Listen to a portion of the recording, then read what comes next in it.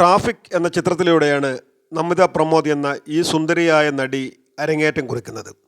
7ാം ക്ലാസ്സിൽ പഠിക്കുമ്പോൾ വേളാങ്കണ്ണി മാതാവ് എന്ന സീരിയലിൽ മാതാവിൻ്റെ വേഷം ചെയ്തുകൊണ്ടാണ് നമിത അഭിനയ ലോകത്തേക്ക് കടന്നു വരുന്നത്. തുടർന്ന് അമ്മേ ദേവിയിൽ ശരിക്കും ദേവിയുടെ ഐശ്വര്യം തുളുമ്പുന്ന മുഖശ്രീയുമായി ശോഭിച്ചു. പിന്നീട് എൻ്റെ മാനസപുത്രി എന്ന സീരിയലിലും ശ്രദ്ധേയമായ വേഷങ്ങൾ ചെയ്തു.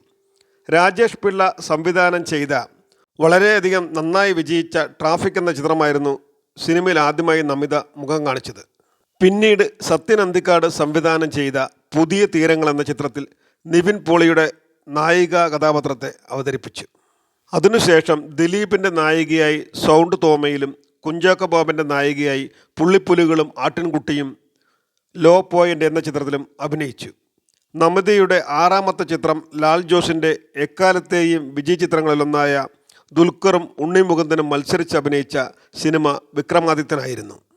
സിദ്ധാർത്ഥ് ഭരതൻ്റെ ചന്ദ്രേട്ടൻ എവിടെയാ എന്ന സിനിമയിൽ തഞ്ചാവൂരിലെ നർത്തകിയുടെ വേഷം വളരെ മനോഹരമായി നമിത അഭിനയിച്ചു. പിന്നെ കൈനിറയ അവസരങ്ങളുമായി മലയാള സിനിമയിൽ തൻ്റെ സാന്നിധ്യം അറിയിച്ചു കൊണ്ടിരുന്നു.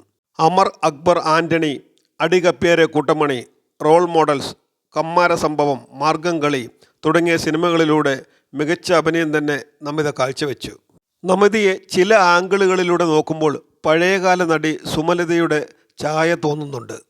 നല്ല വേഷങ്ങളും കൈനിറയ അവസരങ്ങളും ലഭിച്ചിട്ടും നമിത മലയാള സിനിമയിൽ അത്ര കണ്ട് നല്ലൊരു സ്ഥാനം കൈവരിക്കാൻ കഴിയാതെ പോയ ഒരു നടിയാണ്. സൗന്ദര്യവും മികച്ച അഭിനയവും കൈമുതലായുണ്ടായിട്ടും എന്തേ അവർ പിന്നീട് ശോഭിക്കാതെ പോയി?